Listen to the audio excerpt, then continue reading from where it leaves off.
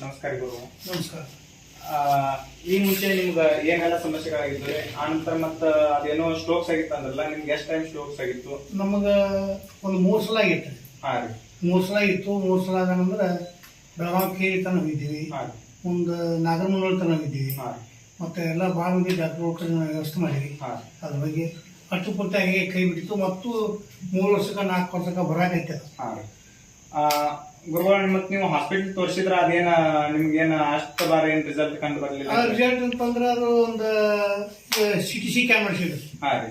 ಅವಾಗ ಮಿದುಳಿನಾಗ ಒಂದು ನರ ಐತಿ ಸಾಂಗ, ಆ ನರ ಬಸ್ಟ್ ಐತಿ. ಆ ನರ ಬಸ್ಟ್ ಐತಿ, ಅದು ಒಂದು ಸ್ವಲ್ಪ ಅಲ್ಲೇ ಬಸ್ಟ್ ಆದಲ್ಲಿ ಸ್ವಲ್ಪ ರಕ್ತ ಹೊರಗೈತಿ. ಅದು ಇಟ್ಟ ಕಾರಣಕ್ಕೆ ತ್ರಾಸ ಆಗದಿಂದ.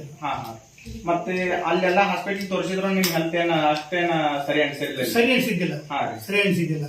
ಮತ್ತು ಅದ ಹಂಗೆ ತನ್ನ ಕೆಲಸ ಹಂಗೆ ಮಾಡ್ತೈತಿ.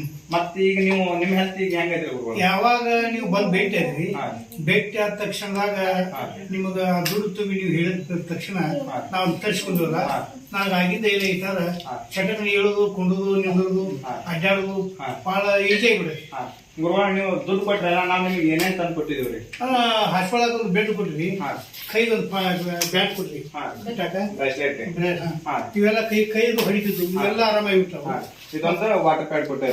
ಅದು ವಾಟರ್ ಪ್ಯಾಡ್ ಕೊಟ್ರಿ. ಇದ ಏನಪ್ಪಾ ಅಂತಂದ್ರೆ ಈ ಬಯೋಟರ್ಮ್ ಕಂಪನಿಯಿಂದ ನಿಮ್ಗೆ ನಾವು ಈ ಪ್ರಾಡಕ್ಟ್ ಎಲ್ಲ ತಲುಪಿಸಿದ್ವಿ ರೀ. ಗುರುಗಳು, ಇದನ್ನೆಲ್ಲ ಯೂಸ್ ಮಾಡಿದ ನಂತರ ನಿಮ್ಗೆ ಯಾವ ರೀತಿ ಒಂದು ಹೆಲ್ತ್ ಚೇಂಜಸ್ ಕಂಡೈತ್ರಿ? ನಮಗ ಇಲ್ಲಿ ತನ ಒಂದು 3 ತಿಂಗಳಾಗಿ ಎಣ್ಣೆ ಗುಳಿಗೆ ತಗೊಂಡಿಲ್ಲ. ಅವಾಗಿನ ಈಗ ನನಗೆ 10 ದಿವಸ ನನಗೆ ಏಕುರ್ಜೆಟ್ 4 ತಿಂಗಳ ರಿಸಲ್ಟ್ ಒಮ್ಮೆ ಬಂದ್ಬಿಡ್ತೈತಿ. ಹೌದ್ರಿ. 4-5 ತಿಂಗಳ ರಿಸಲ್ಟ್ ಒಮ್ಮೆ ಬಂದೈತಿ. ಇನ್ನೊಂದ್ ಸ್ವಲ್ಪ ಏನು 15% ಇರ್ಬೋದು, ಅದು ಆಕೈತಿ ಅಂತ ನನಗೆ ಕನ್ಫರ್ಮ್ ಐತಿ. ಬಟ್ 100% ಇದು ನಿಮಗ ಸ್ಯಾಟಿಸ್ಫೈಡ್ ಆಗೈತಿ? ಆಗೈತಿ. ಅವಶ್ಯವಾಗಿ ನಾನು ಯಾಕಂದ್ರೆ ಏನೇನೋ ತಿಳಿದಿದ್ದನ್ನ ನನಗೆ ಬಹಳ ಆನಂದ ಐತಿ. ಅದು ನಮ್ಮ ಭಕ್ತರಿಗೆ ಇನ್ನೂ ಹೇಳ್ಬೇಕು, ಚಲೋ ಮಾಡಿಸ್ಬೇಕಂತೇಳಿ ನನ್ನ ಆಸೆ.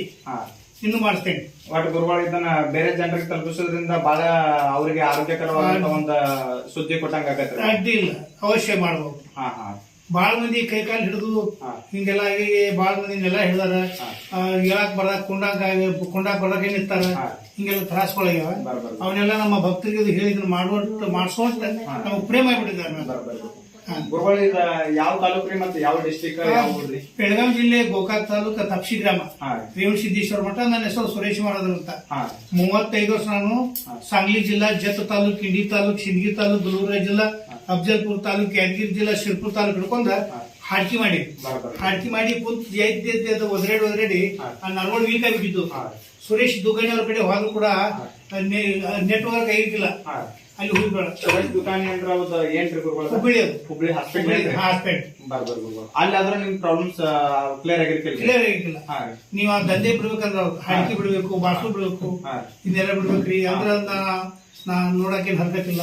ಅದನ್ನ ನೋಡ್ತಾನ ನಾ ಬಿಡಂಗಿಲ್ಲ ಅಂದ್ರ ನಾ ಕೊಡಂಗಿಲ್ಲ ಅಂದ್ರ ಅದಕ್ಕೆ ಅದ್ ನೋಡಬೇಕು. ನರಗಳೆಲ್ಲ ವೀಕ್ ಆಗ್ಯಾವು. ಮತ್ತ ನಿಮ್ಗ ಸರಿಯಾಗಿ ಮೇಂಟೈನ್ ಮಾಡೋದಿಲ್ಲ, ಕೆಲಸ ಕೊಡೋದಿಲ್ಲ ಕೈ ಕಾಲ. ಮತ್ತೆ ವರ್ಷವೊಮ್ಮೆ ಯಾವಾಗಾರ ಇದ್ದಿದ್ದ ಅದಕ್ಕೆ 3 ಸಲ ಆಗೈತಿ. ಲಾಸ್ಟ್ಗೆ ಏನಾಗೈತೆ ನನಗ ಅಂಜಿದ್ದೆ. ನಾನು ಈ ಸದ್ಯ ಇದು ಕವರ್ ಮಾಡೋದು ನೋಡಿ ನನಗೆ ಏನೋ ಆಗುಲ್ಲ ಅಂತ ನನ್ಗೆ ಧೈರ್ಯ ಆಗೈತ್ರಿ.